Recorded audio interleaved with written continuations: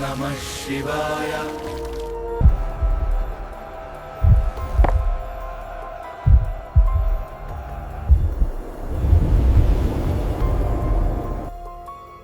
सिर्फ एक पल के लिए अपने गुस्से, अपनी आस्था और अपनी किताबों को साइड में रख दीजिए और जरा गौर से देखिए इस काले पत्थर को। क्या यह आकार, यह ढांचा आपको कुछ याद दिलाता है?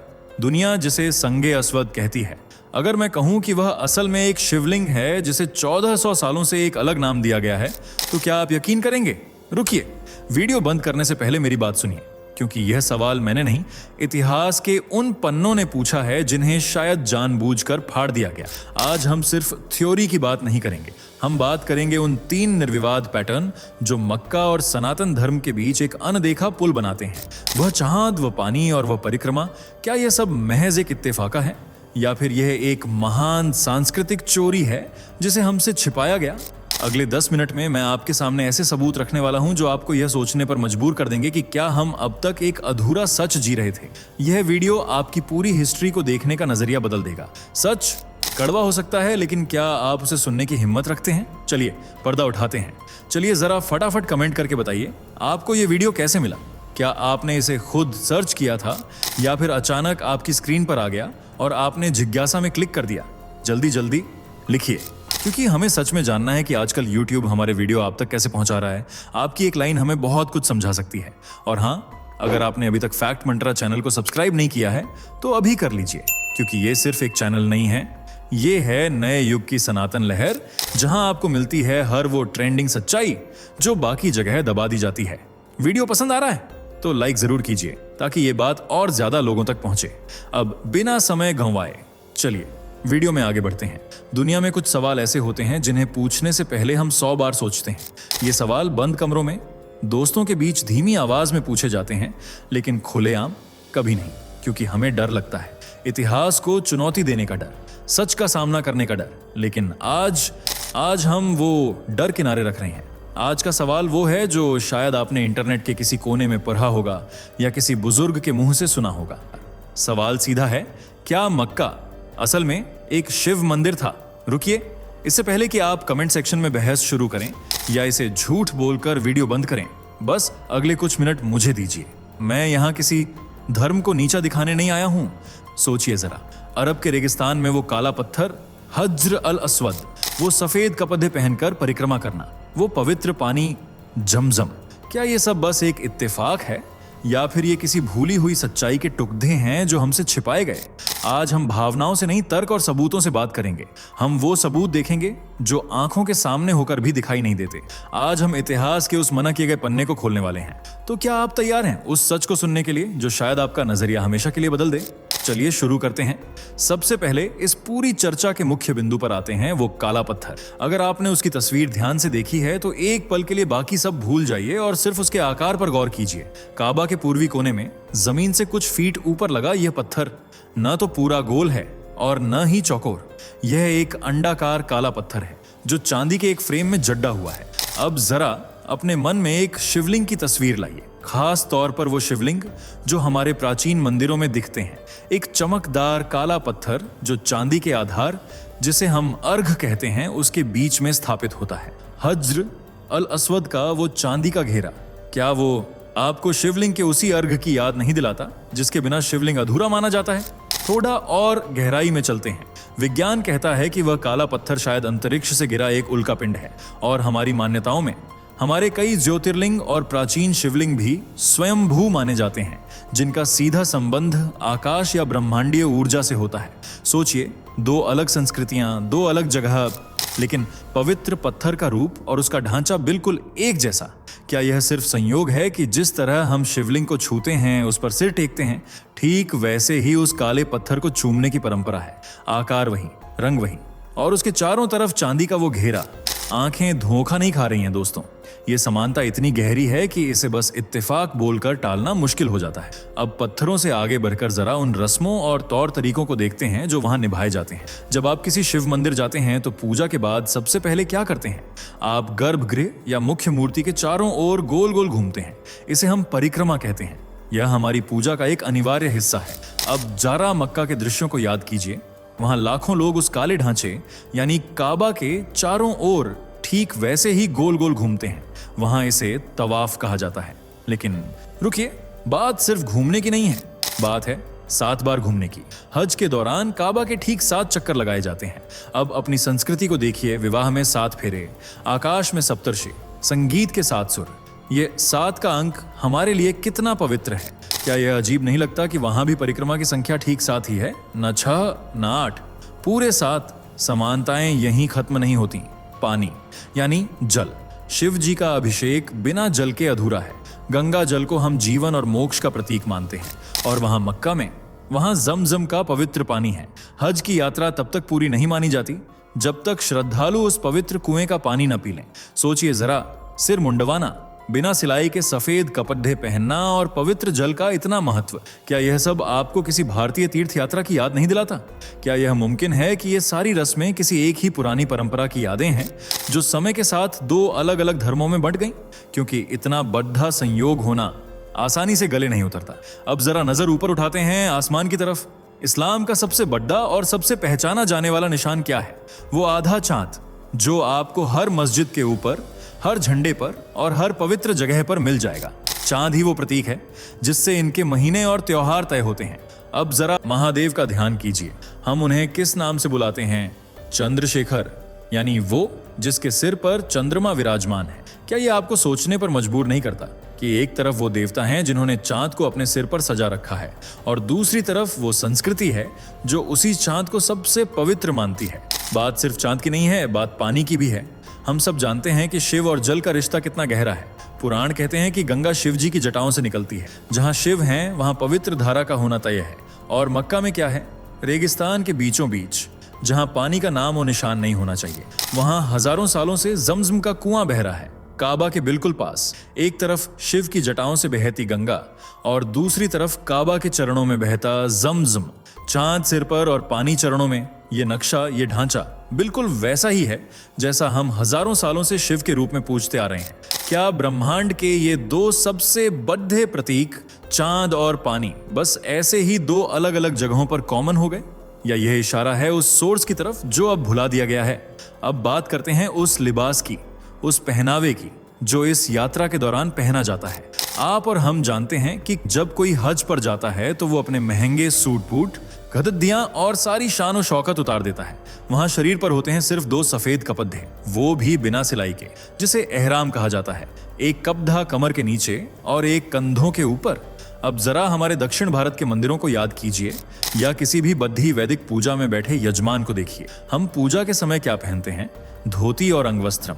और नियम क्या होता है? यही कि कपड़ा बिना सिलाई का होना चाहिए, सुई धागे का काम नहीं होना चाहिए। सोचिए, दुनिया में इतने तरह के कपड़े हैं, इतने रंग हैं, लेकिन मक्का में और हमारे मंदिरों में वही सफेद रंग और वही बिना सिलाई का कपड़ा। दोनों ही जगहों पर इसके पीछे का भाव भी बिल्कुल एक ही है, समर्पण। जब आप ईश्वर के सामने जाते हैं तो आप अपनी दुनियावी पहचान और अहंकार को बाहर छोड़ देते हैं। आप बस एक भक्त होते हैं। अगर यह संस्कृतियां जड़ों से इतनी ही अलग हैं, तो फिर भगवान के सामने जाने का यह ड्रेस कोड इतना हूबहू एक जैसा क्यों है? क्या यह परंपरा भी किसी एक ही प्राचीन स्रोत से नहीं निकली हो सकती? अब एक ऐसी बात पर गौर करते हैं जो बहुत कम लोग नोटिस करते हैं, लेकिन वो बहुत बड़ी है। आमतौर पर आप देखेंगे कि इबादत की जगहों पर, खास तौर पर मस्जिदों में, औरतें और मर्द अलग अलग जगहों पर बैठते हैं। उनके बीच एक पर्दा होता है या फिर उनके लिए अलग कमरे होते हैं। लेकिन मक्का में वहां का नजारा बिल्कुल अलग है। जब काबा की परिक्रमा यानी तवाफ होता है तो वहां कोई पर्दा नहीं होता। वहां मर्द और औरतें साथ साथ कंधे से कंधा मिलाकर ईश्वर की इबादत करते हैं।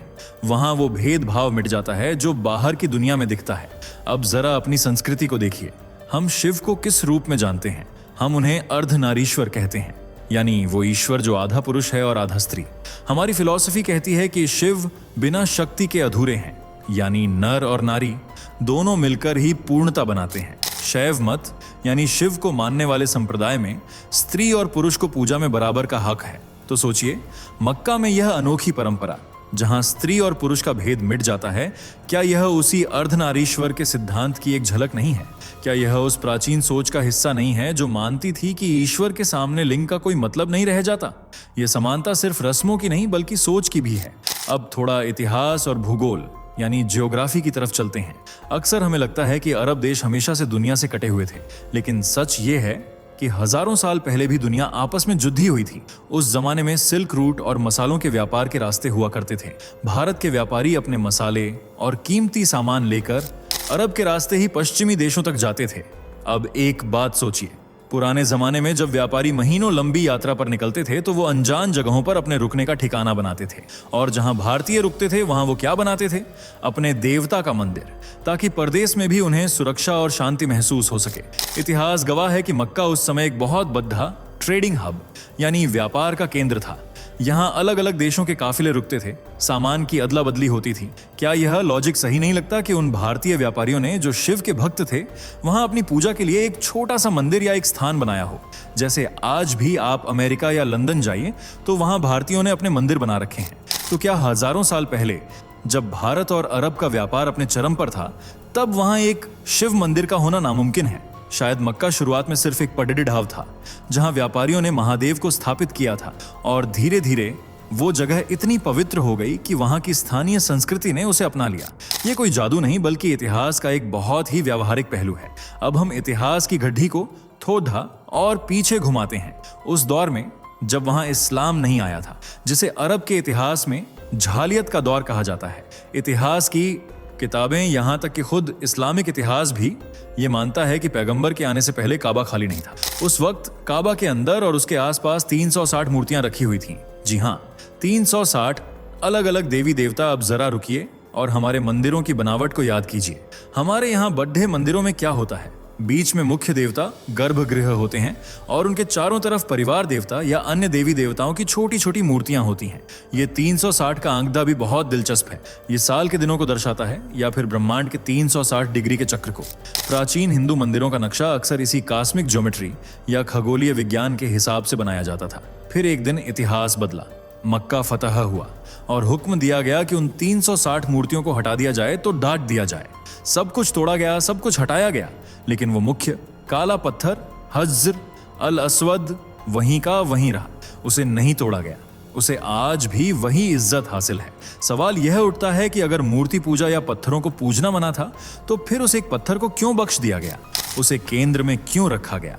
क्या यह मुमकिन है कि वो बाकी मूर्तियां बाद में आई थीं, लेकिन वो मूल स्थान, वो सेंटर पॉइंट असल में वही शिवलिंग था जिसे कोई भी चाहकर भी उस जगह की ऊर्जा से अलग नहीं कर पाया?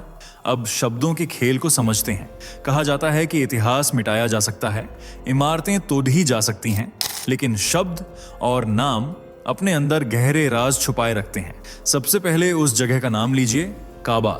अरबी भाषा में काबा का मतलब होता है एक चौकोर इमारत या क्यूब, लेकिन अगर हम संस्कृत और पुरानी वैदिक शब्दावली की तरफ देखें तो शिव का एक बहुत ही उग्र और शक्तिशाली नाम है, कापाली या कापालेश्वर। क्या यह मुमकिन है कि कापालेश्वर समय की जुबान पर घिसते घिसते छोटा होकर सिर्फ काबा रह गया हो? अब उस पत्थर के नाम पर आते हैं, हज्र अल अस्वद। इस्लामी मान्यताओं में हज्र का मतलब पत्थर और अस्वद का मतलब काला होता है। अब जरा संस्कृत के संधि विच्छेद को देखिए। संस्कृत में पत्थर को संग कहते हैं और अश्वेत का मतलब होता है जो सफेद ना हो, यानी काला। संग अश्वेत, क्या यह सुनने में हज्र अस्वद जैसा नहीं लगता? भाषा के जानकार जानते हैं कि जब शब्द एक देश से दूसरे देश जाते हैं तो उनका उच्चारण बदल जाता है। उस अक्सर ह बन जाता है, जैसे सप्ताह हफ्ता बन गया, सिंधु हिंदू बन गया। तो क्या यह मुमकिन है कि हजारों साल पहले उस संग अश्वेत यानी काले शिव पत्थर को वहां के लोगों ने अपनी जुबान में हज्र अस्वद बोलना शुरू कर दिया? शब्दों की यह समानता सिर्फ एक तुकबंदी है या किसी बहुत पुराने रिश्ते की गवाही? फैसला आपको करना है। अब यहां पर एक पल के लिए रुकते हैं। मैं जानता हूं आप में से बहुत से लोग और दुनिया भर के कई इतिहासकार इन बातों को मानने से साफ इनकार कर देंगे। वो कहेंगे, रुकिए, ये सब बस कहानियां हैं, इसका कोई ठोस सबूत नहीं है। और उनकी बात एक हद तक सही भी है। आज तक मक्का में काबा के नीचे या उसके आसपास कभी कोई आर्कियोलॉजिकल सर्वे यानी खुदाई या वैज्ञानिक जांच नहीं हुई है। वहां की सरकार इसकी इजाजत नहीं देती। तो आलोचक कहते हैं कि जब कोई मूर्ति नहीं मिली, कोई शिलालेख नहीं मिला, तो हम ये कैसे मान लें कि वहां मंदिर था? लेकिन यही तो सबसे बद्धा सवाल है। अगर वहां कुछ छिपाया नहीं जा रहा तो जांच से डर कैसा? सबूत का ना होना और सबूत मिटा दिया जाना, इन दोनों में बहुत बड़ा फर्क होता है दोस्तों। दूसरा तर्क यह दिया जाता है कि इंसान हर जगह एक जैसा सोचता है। वो कहते हैं कि गोल घूमना या पानी को पवित्र मानना यह हर धर्म में होता है। ये कोई कॉपी नहीं है। ठीक है, मान लेते हैं एक चीज इत्तेफाक हो सकती है, दो चीजें भी संयोग हो सकती हैं, लेकिन जब पत्थर का आकार वही हो, परिक्रमा की गिनती 7 वही हो, पानी का महत्व वही हो, चांद का निशान वही हो और यहां तक कि कपड़े पहनने का तरीका भी वही हो, तो क्या यह इत्तेफाक की थ्योरी थोड़ी कमजोर नहीं पड़ी असने लगती? गणित यानी मैथ्स का नियम है, जब इतने सारे पॉइंट्स एक ही लाइन में आ जाएं तो वो गलती नहीं, एक पैटर्न होता है। हम ये नहीं कह रहे कि आज जो वहां हो रहा है वो गलत है, हम बस ये पूछ रहे हैं कि उस परंपरा की नींव में क्या है। क्या उस इमारत के नीचे एक ऐसा सच दबा है जो हमें जोड़ने के लिए काफी है लेकिन हमें बांटने के लिए इस्तेमाल किया जा रहा है? तर्क दोनों तरफ हैं, लेकिन फैसला आपको अपनी बुद्धि से करना है। तो दोस्तों, हमने टुकड़ों को जोड़ धज कर देख लिया। पत्थर का आकार, पानी का स्वाद, चांद का निशान और कपड़ों का रंग। हो सकता है कि यह सब सिर्फ एक इत्तेफाक हो सकता है कि हजारों साल पहले इंसान ने बस एक जैसा सोचना शुरू किया हो। लेकिन एक पल के लिए रुकिए और अपने दिल से पूछिए, अगर यह सच हुआ तो? अगर वाकई में मक्का अरब की रेत में दबा हुआ एक प्राचीन शिव मंदिर था, तो इसका मतलब क्या है? इसका मतलब ये नहीं कि हमें आज लड़ना है या किसी को गलत साबित करना है, नहीं, इसका मतलब उससे कहीं ज्यादा गहरा है। अगर यह सच है तो इसका मतलब है कि हम जितना सोचते हैं हम उससे कहीं ज्यादा करीब हैं। इसका मतलब है कि जिन लकीरों ने, जिन सरहदों ने हमें बांट रखा है वो असल में झूठी हैं। हमारी जड़ें एक ही हैं, हमारा अतीत एक ही है। इतिहास की किताबें जीतने वाले लिखते हैं, वो पन्नों को फाड़ डाल सकते हैं, इमारतों को रंग सकते हैं, लेकिन संस्कार और परंपराएं वो गवाह हैं जो कभी झूठ नहीं बोलते। वो दबी जुबान में आज भी अपना सच दोहरा रहे हैं। आज हमने बस एक दरवाजा खोला है, उस दरवाजे के पीछे क्या है ये देखने की जिम्मेदारी अब आपकी है। क्या आप इस सच को स्वीकारने की हिम्मत रखते हैं या फिर आप इसे एक कहानी मानकर भूल जाना चाहेंगे? फैसला आपका है। अगर इस वीडियो ने आपको सोचने पर मजबूर किया है तो इसे उन दोस्तों के साथ जरूर शेयर कीजिए जो सच जानने की भूख रखते हैं, और ऐसी ही और अनकही कहानियों के लिए हमारे परिवार का हिस्सा बनिए। हर हर महादेव। दोस्तों, आपके स्क्रीन पर 2 और वीडियो दिख रही हैं, जिसे देखने के लिए आप स्क्रीन पर क्लिक करें। दोनों देखिएगा, बहुत अच्छी वीडियो बनी है।